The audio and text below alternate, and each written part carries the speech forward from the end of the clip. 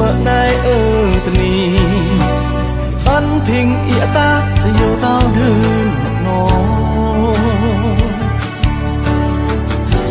sai ra cô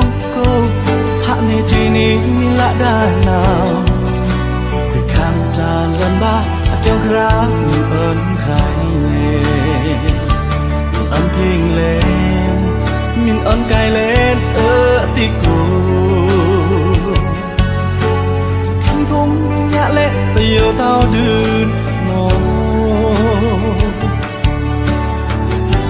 quỷ hắc nàng ở lòng nào em thua tao nó bạ tơ hàn nì thân tơ đa na độ lên phi rai người có yêu lần mà đừng ao mà nhắm đó người khám cha bà người khác phi yêu tao ngon là khác cả cứรักngười xaอยู่เพราะต้องการเจ้าสิลันดาวน่าจักก็พูดอย่างเพียงมา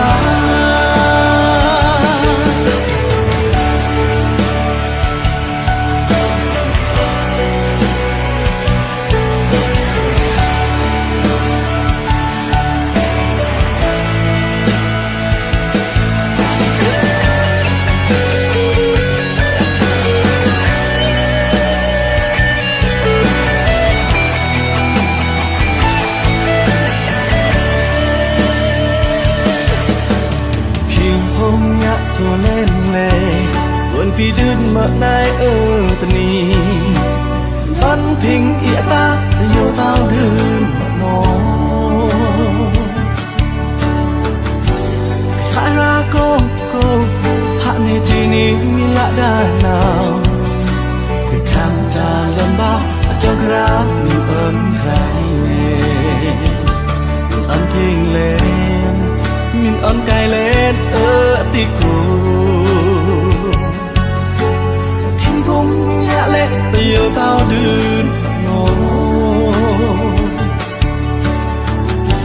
quỷ hắc nàng ở lòng nào em thua tao nó bạ tơ hàn nì thân tơ đa na độ lên phi rai người có yêu lần mà đừng ao mà nhắm đó người khám cha bà